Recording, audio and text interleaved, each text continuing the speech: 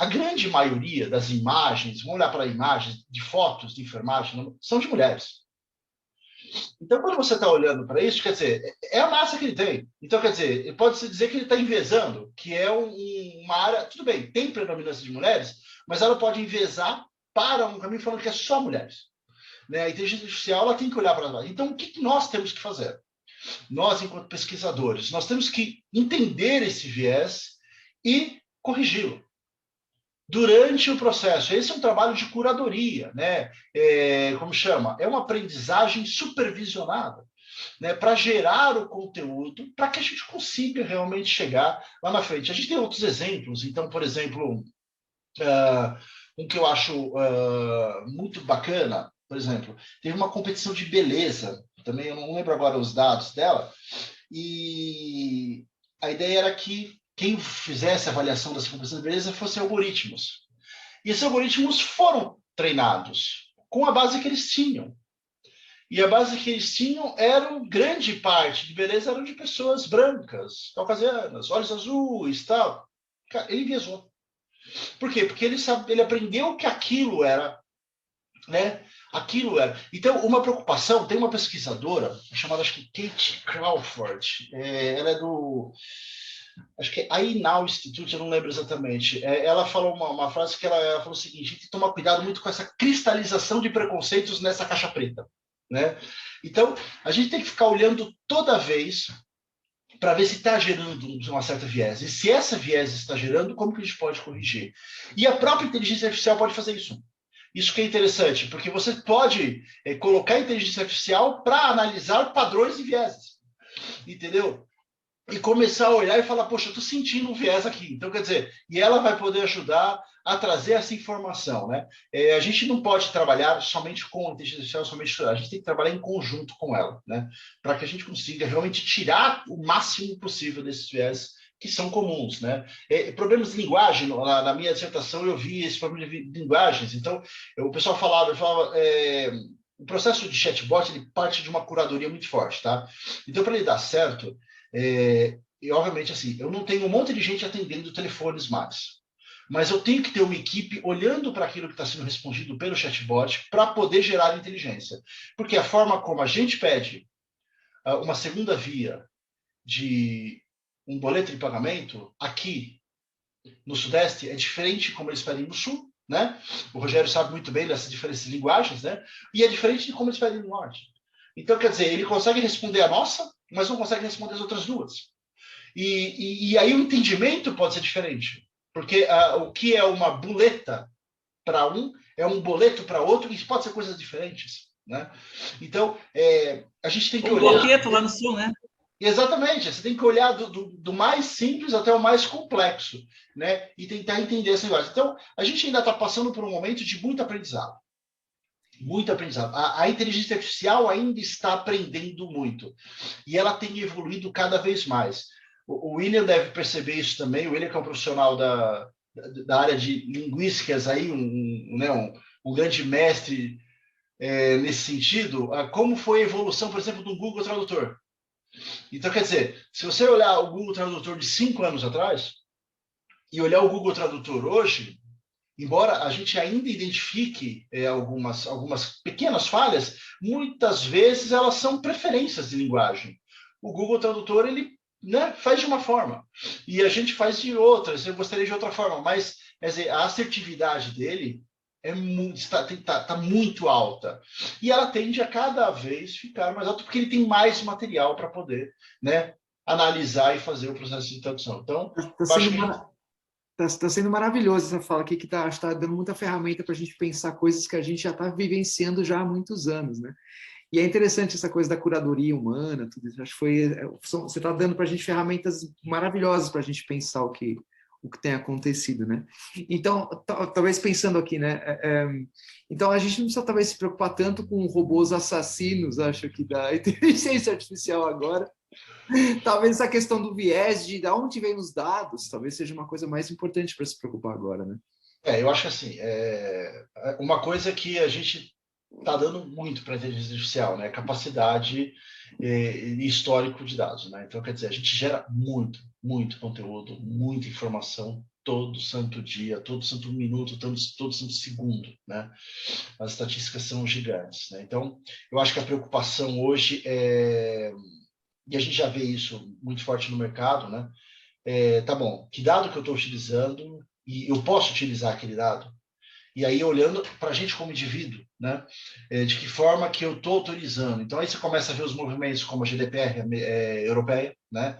Como a LGPD aqui no Brasil, né? A Lei Geral de Proteção de Dados no Brasil, que tenta dar uma olhada um pouco mais nessa questão de como os dados estão sendo utilizados, de que forma eu estou disponibilizando. Agora a gente sabe, isso é muito difícil, porque é muito descentralizado. Então, mas hoje você já consegue, se você quiser, por exemplo, perguntar para o Google e pedir para ele lá disponibilizar todos os dados que ele tem, você já consegue isso. Ele já te passa essa informação. Isso é E fruto de uma lei, né? Isso é a da GDPR, né, que começou lá na Europa e agora é a LGPD aqui no Brasil. Então, quer dizer, eles precisam, essa transparência ela é necessária. Por quê? A gente pode e também eu acho que a gente vai chegar no momento de como a gente pode utilizar esses dados, claro, sem tentar, e aí tem aquela discussão de censura, não censura, como que isso vai ocorrer, mas pega um caso, por exemplo, famosíssimo do Cambridge Analytica, né, onde nós tínhamos lá uma análise preditiva de dados baseados em perfis do Facebook na eleição americana, que, para quem não conhece, em resumos gerais, assim, ele olhava para o perfil e para as postagens de todos e descobriu, olha, você é a favor do candidato A ou do candidato B? E ele conseguia, através de análise preditiva, tentar descobrir isso. Então, digamos que eu sou a favor do candidato A, e é o candidato A que está utilizando esta tecnologia, eu falo para o candidato A, porque assim, as eleições dos Estados Unidos elas são facultativas, né? Você vai votar se você quiser ou não. Então eu falo para o candidato A, que é o candidato que está olhando, eu falo, é muito importante você votar, porque o futuro está nas suas mãos. E eu, para o candidato B, eu vou apresentar para ele uma promoção de um desconto de uma viagem fantástica, super barata no dia da votação.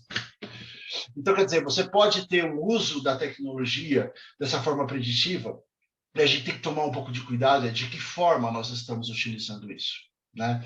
Então, eu sei também do uso comercial, ele sempre vai ser o mais explorado, né?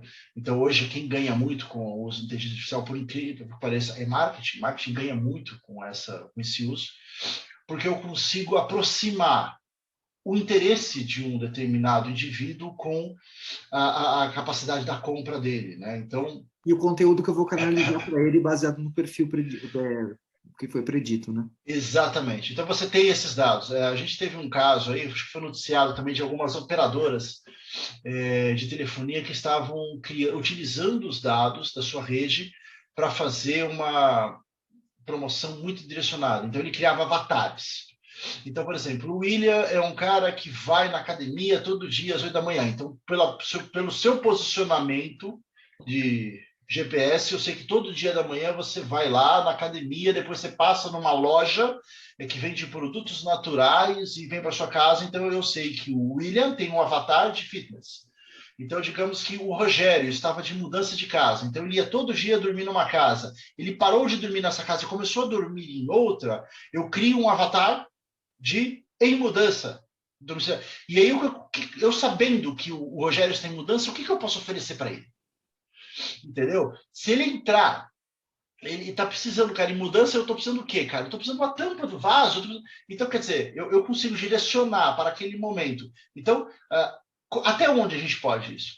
Até onde eu posso utilizar esses dados? De que forma? E até onde eu estou consentindo isso? Então, essa eu acho que é uma grande preocupação que a gente tem hoje, de saber até onde a gente pode ir nessa questão de análise preditiva. Vou mais longe, até para aumentar um pouco essa questão. A inteligência artificial já consegue olhar para o seu rosto, né, e saber aquilo que a gente viu lá no Hall mesmo que ele fala, eu estou vendo pela sua leitura labial, eu estou vendo pela sua forma de falar de que você está mentindo, né? Então, quer dizer, a inteligência artificial já está chegando muito próximo disso, já consigo identificar por expressões faciais ou até por formas como eu escrevo um texto, né? O humor daquela questão, né? Então, de que forma eu posso utilizar essa informação? né? Eu posso, se você está bem-humorado, eu posso te oferecer uma venda. Se você não está bem-humorado, como que eu vou trabalhar essa questão? Até onde você se sentiria feliz em saber de que estão utilizando esta informação para lhe oferecer algo ou para lhe extrair algo? Então, eu acho que esse é o grande desafio que nós temos hoje, né, para a inteligência artificial. Então, essa relação entre a técnica, né, o que a técnica é capaz hoje cruamente, e as decisões políticas, de regulação, jurídicas, políticas, elas vão fatalmente se conversar nas próximas décadas, talvez. Fundamental, fundamental. Com a Fundamental evolução essa da interação. inteligência artificial, elas vão ter que se conversar. Elas vão ter que conversar e algumas regras vão ter que ser criadas de coisas que a gente ainda nem sabe, né? De problemas que ainda estão por vir, ou pelo menos de questões que precisam ainda ser analisadas, porque tem muita informação e a gente não pode utilizar também a torta de direito aí todas as informações e tudo, porque nós temos perfis abertos, né? Hoje, você pode nem estar na internet, você pode não ter nada, mas com certeza você está na internet mesmo não estando nela, né? Por quê? Porque está tudo interligado. Então, quer dizer, se você fez um RG, um CPF, se você nasceu, se você abriu uma empresa, você já está lá, né? Então, quer dizer, os dados estão disponíveis para todo mundo, né? E segurança de informação é um grande problema que a gente tem trabalhado na área de tecnologia e tal. E isso impacta diretamente em como a gente vai usar os nossos dados. Tem muito pano para manga ainda. Vai ter que ter alguma regulamentação em relação ao uso da inteligência artificial, com certeza. Tá aí um dos motivos pelo qual o Rogério e eu, a gente acabou pensando nesse tema como tão rico, né? Esse ponto, essa questão dessa interface política é tão importante, né? Oxalá tenhamos bons políticos que entendam a complexidade do tema e respondam de acordo, né? Fica aí a esperança. Para usar isso, né? Ô, Leandro, eu queria te perguntar uma coisa, a gente está meio que chegando já no final do nosso tempo aqui. Até agora a gente está falando da inteligência artificial, né? Vamos falar um pouco do nosso lado, né? Lá no final do século XIX, quando começaram a aparecer lá os primeiros automóveis, a ideia que se tinha era a seguinte: se o ser humano embarcar em um veículo que passe de 80 km por hora, ele se desintegra. Essa era a ideia que se tinha, né? Pensando nessa questão da inteligência artificial, como que você acha que a gente, nós, né, seres humanos, psicologicamente vamos reagir nesse futuro em que a inteligência artificial vai se tornando cada vez mais presente e, né, e um agente determinante em certas decisões, em certos direcionamentos das decisões do mundo, comerciais, políticas, né, de lazer. Você acha que o ser humano vai ter psicologia suficiente para suportar isso? Homo sapiens cibernéticos? Dizem que assim, hoje a melhor forma de a gente olhar a tecnologia, olhar pelo menos a inteligência artificial ainda se juntando a ela. A gente não vai poder negar a evolução, como nós nunca pudemos, né? Queira ou não, por mais que você fale, não, eu não quero, ela vai entrar e não adianta, né? Hoje os nossos pais, né, tiveram que se adequar à inteligência artificial, tiveram que se adequar à tecnologia, não teve jeito, né? Então a gente não vai conseguir fugir disso, né? O que eu entendo, o que eu vejo é o seguinte: a gente tem muita coisa boa ainda para acontecer, utilizando mesmo a inteligência artificial que nós temos. Então, só essa questão de análise preditiva, ela é fundamental. Então, vamos lá, em questão de análise de comportamento, que a gente estava comentando, então, quer dizer, o que ela pode ajudar a gente, né?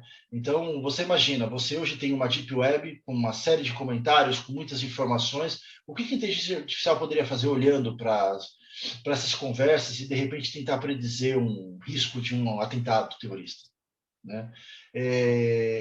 Tentar um crime aí, dando uma viajada aí no Minor Report, né, do Tom Cruise e tal, né?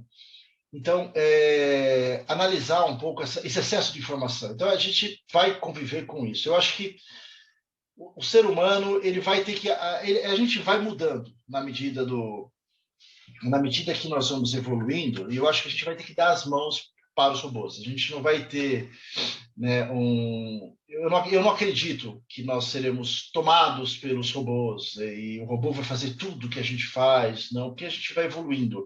Isso já acontece desde da era industrial, né? Então, quer dizer, quando inventaram lá uma máquina para fazer para tecer, né, as lãs, as roupas, seda, tal, a gente já tirou um monte de trabalho, né, naquela época. Então, quando entrou, né, a automação, os primeiros tornos, gente, já tirou o trabalho. Então, quer dizer, só que nós vamos evoluindo. Então, quer dizer, então, se eu tirei isso, então agora eu preciso de uma nova função, eu tenho uma nova necessidade, né? As pessoas falam assim, mas a tecnologia vai deixar todo mundo sem fazer nada. Mas espera aí, desde quando a gente escuta de que a tecnologia ia fazer a gente ganhar tempo? Quando a tecnologia estiver melhor, você vai ganhar tempo para fazer as melhores coisas, as coisas que você quer fazer. A pergunta é, nós já estamos aí, a gente vive, nós estamos na faixa dos 40 e poucos anos, e está tendo tecnologia. Quando que você teve mais tempo para fazer alguma determinada coisa? A gente acabou não tendo, porque você precisa você tem mais coisas para fazer, você tem outras coisas para fazer, a tecnologia ela vai evoluir. Então, a gente vai ter que aprender a dar mão com essa tecnologia, mas eu acho que a preocupação da gente olhar para ela e saber, a inteligência artificial, ela tem os seus benefícios, mas ela também tem os seus malefícios, a gente tem que olhar muito para isso, né? Uma coisa que me assusta muito nesse meio é quando a gente fala, por exemplo, de deepfake. Vocês conhecem o termo deepfake? Hoje a inteligência artificial ela consegue gerar o seu rosto falando o que você quiser. Então, quer dizer, eu posso colocar um discurso extremamente, sei lá, enviesado no rosto da Madre Teresa de Calcutá, né? Então, quer dizer, a pergunta é, e como que eu identifico isso? Através da própria inteligência artificial. Então, você concorda que você está utilizando, você tem que utilizar a própria tecnologia para tentar descobrir a tecnologia, porque ela está ficando tão perfeita que somente pequenas nuances. Então, isso me assusta. Isso me assusta um pouco nessa questão. Mas não só a inteligência artificial, quanto a tecnologia, ela não é um fim em si mesmo, né? Então, quer dizer, nós temos que olhar para a tecnologia e de que forma que ela pode melhorar a vida do ser humano, né? Então, enquanto a gente estiver pensando em de que forma que ela pode nos melhorar, de forma que ela pode agregar na vida do ser humano, trazer melhores resultados, eu acho que a gente está no caminho. A gente vai ter que dar a mão para ela, não tem jeito. E ficar olhando bem de perto para que ela não extrapole essa visão, né? Mais alguma questão, William, para fazer? Não, eu acho que está excelente. Eu só ia falar para usar uma metáfora antiga, de uma tecnologia Fala antiga. Aí. Talvez a inteligência artificial seja uma lupa de aumento do humano, né? Ela acaba aumentando questões que são intrinsecamente humanas, né? Acaba aumentando o tamanho, né, do que nós já temos, do que já somos. Tem muita coisa para resolver ainda. Acho que a gente tem muitas questões. A ética, por exemplo, é uma questão muito grande, né? A gente discute muito nesse meio de carros autônomos, né? Mas numa situação de perigo, o que fazer, né?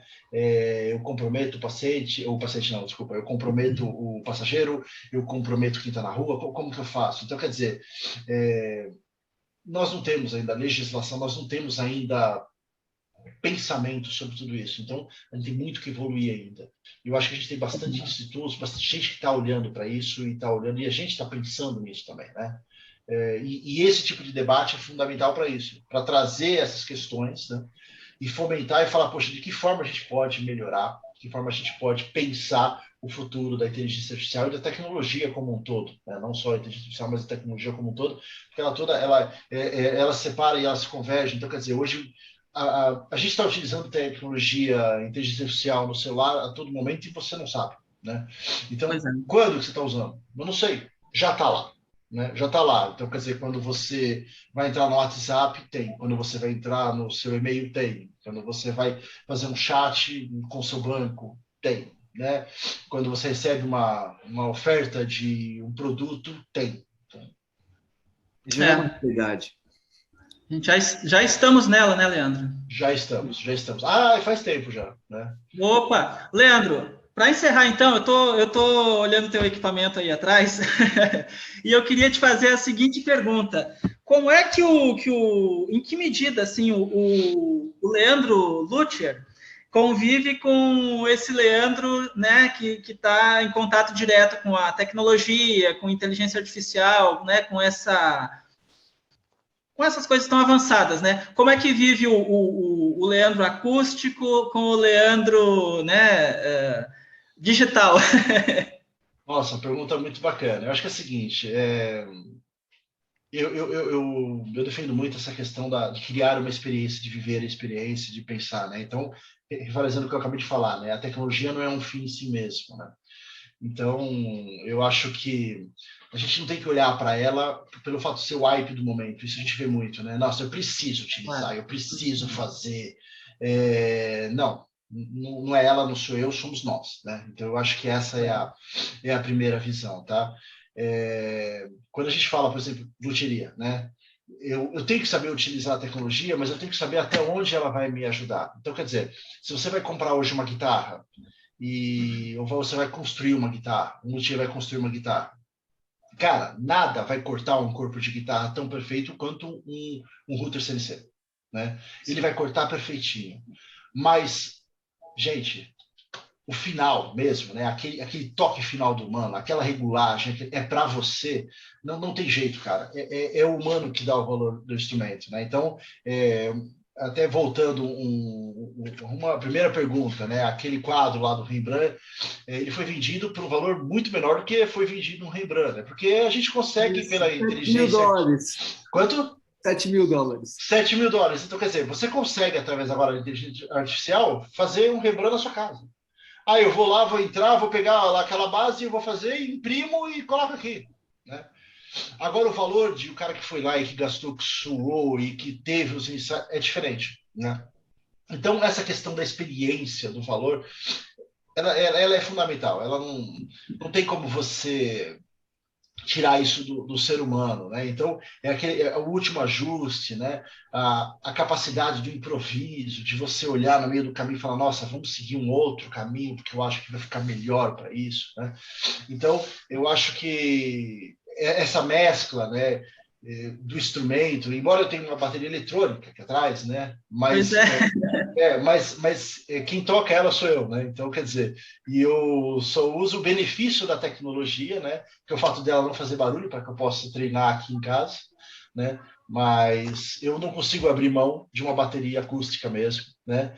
Por quê? Claro. Porque aí é a minha expressão, né? É a expressão do ser humano, é a forma como você bate mais forte, mais fraco, o dia que você está mais empolgado, menos empolgado, né? Eu não vou conseguir. Assim, eu adoro quando os caras falam, poxa, Leandro, você está tocando alto pra caramba, hein? Pelo amor de Deus. Eu falo, pô, porque hoje eu estou um dia agitado, né? Entendeu? Energia, né? A inteligência artificial, nem esse comentário vou existir e falar, tocou igual todos os dias, né? Pois é. Então, quer dizer, eu acho que essa questão da experiência, o que dá o valor, no final ainda é o ser humano, né? Então, utilizemos a tecnologia, utilizemos da melhor forma possível, mas não se esquecendo que, né, a gente ainda precisa, do ser humano, é tocar a alma do ser humano. Então, acho que isso é fundamental. Claro. Sejamos felizes, né? Porra, perfeito. Ô, William, você tem mais alguma coisa para perguntar para o Leandro ou a gente pode encerrar? A gente pode encerrar, foi maravilhoso. Nossa, Leandro, então muito obrigado pelo teu tempo, por você trazer todo esse conhecimento, né, essa experiência que você tem aí, né, toda essa pesquisa que você fez aí, que eu, né, tive notícias assim que foi muito bem trabalhoso e que, né, pegou muito o teu tempo aí, que você teve que se dedicar muito. Nosso muito obrigado, e eu acho que para a gente que é um pouco leigo no assunto, acho que ficou muito mais claro e digamos assim, confortável essa questão dessa nossa convivência aí, né? Esse mundo do futuro que a gente já vive desde os anos 50, né? Exatamente, né? O futuro está aí, né? O futuro já chegou e ainda vai ser e já foi, né? É uma construção constante, né? E, gente, eu que agradeço a oportunidade de estar aqui com vocês e bater esse papo e sempre que precisarem, estou à disposição. Podem contar. A gente agradece. Ok, muito obrigado, viu? Obrigado, William, pela sua ajuda também e Muito obrigado para todos. Obrigado aí de assistirem também a nossa conversa aqui e espero que tenha servido aí para ajudar todo mundo a ter um pouco mais de discernimento sobre esse assunto. Isso aí. Muito obrigado. Tchau, tchau. Até mais, gente. Tchau, tchau. Até mais, gente. Valeu.